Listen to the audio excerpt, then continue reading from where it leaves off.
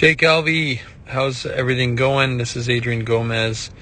I am a velocity development arm care guy in Arizona, and we're looking at just why your dad explained why why your velo went down. I think we might have some things to work on, and it's all going to be a process between bands, weighted balls, and mechanical fixes we're going to talk about today. So power to the back leg, it's about 104, which is good. It's not bad. I think your hip angle, I think you've got to stack for a longer period of time. You're pushing early, and I think your timing's a little bit off. So I want you to sit a little bit further, and we'll talk about this later, but your leg is straight and your upper body is back. And I want to see it bent a little bit more so that you have something to push with at the end. Because what happens is right here, your back leg collapses and you still haven't thrown the ball. And once your back leg collapses, so it's hard to pull that ball through with your lat, your core, without a leg on the ground. I mean, your leg is suspended in the air, and so you took all of that energy that you had at the back leg, and you did not transfer it into that front hip. So, power to the back leg is going to be something that I want you to work on. Off the top of my head. Box drill 1, box drill 2, walking wind up, walking torques, 212 squats, hooks, all of those things that are going to develop that back leg all are on our website under that weakness portion of power to the back leg. So that's just one thing, okay? And it's going to be you experimenting and trying and throwing different things and testing radar out of those specific drills to try to improve, and you should see some improvement for sure. So that's power to the back leg. Let's get into the front knee. Once you plant, that front knee doesn't really move too much, which is good, stabilizes. So that I'm not too worried about. But this angle, I am. So you don't have an internally rotated front knee, and it doesn't wobble too much, but this is 120 degrees, and I want it to be a lot higher. What happens is when this front leg is too bent, more of the energy is trapped into this front leg and is not transferred up the torso into the arm.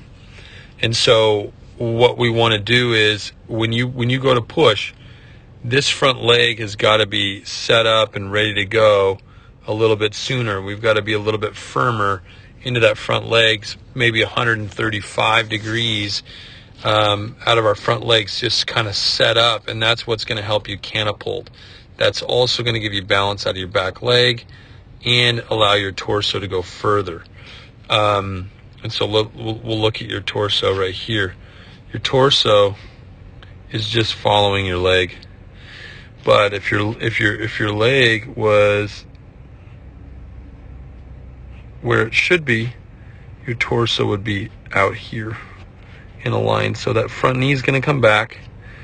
You're going to be able to maintain that line, more balance on the back leg, and you're going to be able to throw harder because you'll have that leg to push off of. So that's definitely an issue. The angle at front leg, that's definitely an issue. So I want you to look at that.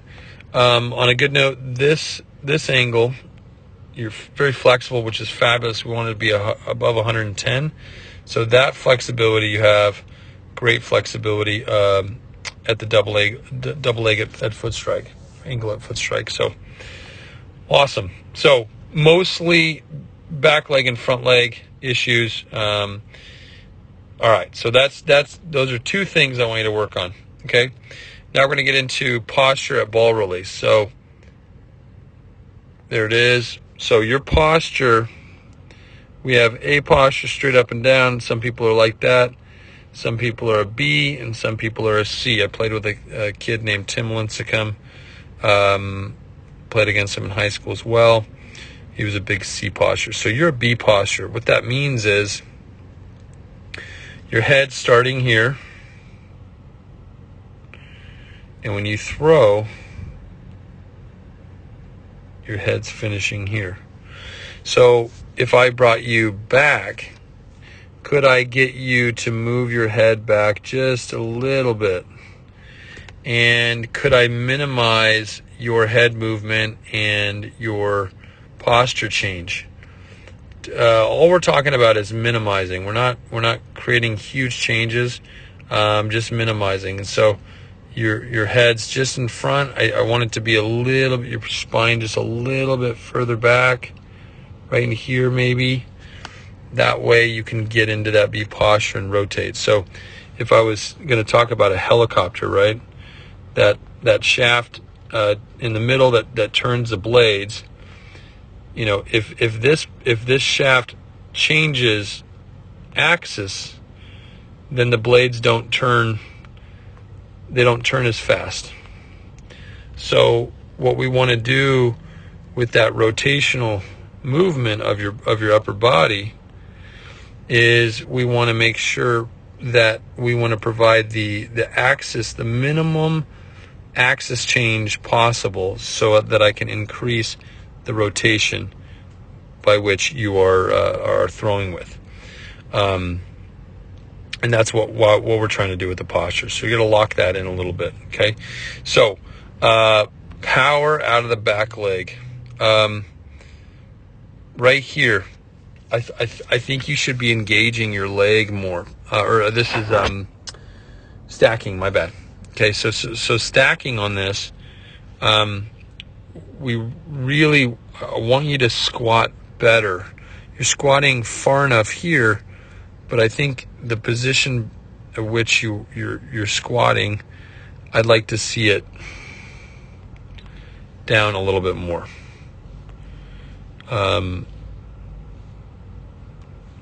Somewhere in there, maybe 3 or 4 inches. That's going to help mirror. You're going to be squatting in the back leg better. That's going to help mirror what you're doing with your upper body. Your upper body's fine. Your lower body stacking is what I want you to work on the most. Off the top of my head, box drill 2,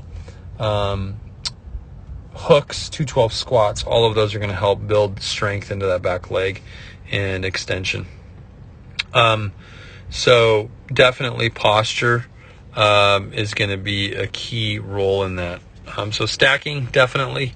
Let's look at your release point. I think this is, I can't really see the ball. There we go. Can't exactly see where it comes out, but we want to release the ball past that front foot. Once we release it past the front foot, it's so much easier on the arm, and there's less stress, and we throw harder, and there's late break movement, and all of these great things happen. But you can see how that knee is getting bogged up. All that energy is going into that front knee, and that back leg is not staying firm. It's actually releasing energy, and you're losing it. So that's good. Okay. All right, next one, stacking. We're going to look at front glove. Front glove's high up there. You have an early rotation with your scap. Let's see here. I can see your scap pinch is really, really good on your throwing side. Big scap pinch on your front shoulder, and you rotate into there. I think that looks pretty good. So good there. Okay, we're gonna look at your shoulder and your elbow. See, your elbow's right at that shoulder level there, and then it elevates right there. I want, instead of the elbow rotating, I want that chest to go. Your elbow catches up with your torso, and I want that torso to continue to rotate. The reason why it's not rotating very well is because of that front knee.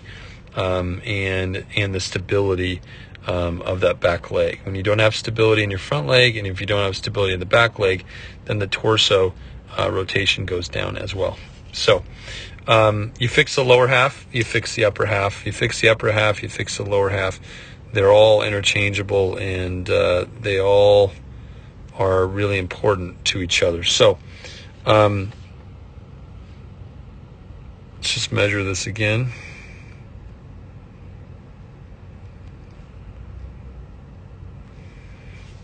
It's about 6-7 degrees up, elevated. So you have an elevated distal humerus or a high elbow that we call. A lot of the work on there: quick picks, double plays, box drill 1, 45-degree knees, final arc. All of that upper body work is really going to play a role in you improving quickly. That's something that I've fixed quite a few players on. And help them reduce pain and increase their velocity. So, all right, so that is a front glove, or the high elbow. Got a front glove. Now let's get into our chest extension.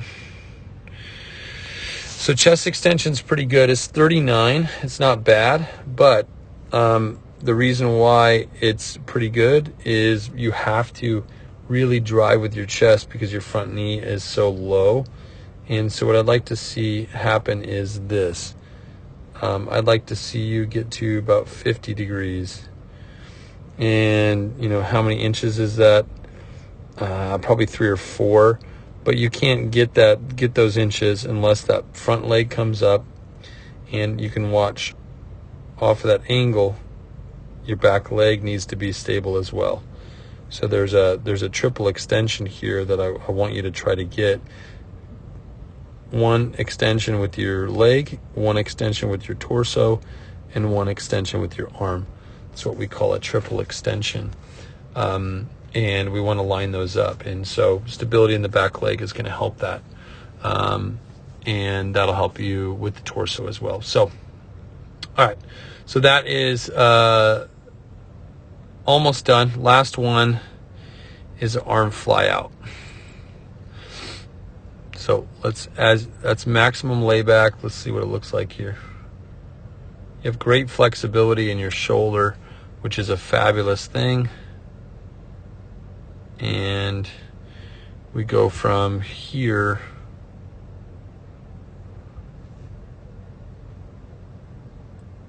to here, about 40 degrees.